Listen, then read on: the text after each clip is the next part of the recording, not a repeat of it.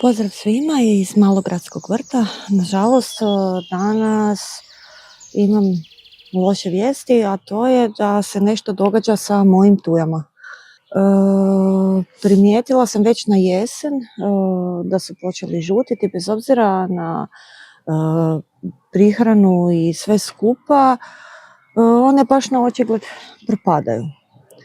Pokušat ću ih nekako još spasiti, a vi mi pišete u komentarima i znate li vi možda za nekakvo rješenje, kako im pomoći i što napraviti. Ne bih baš sad htjela odsjeći jer inače jako volim tuje.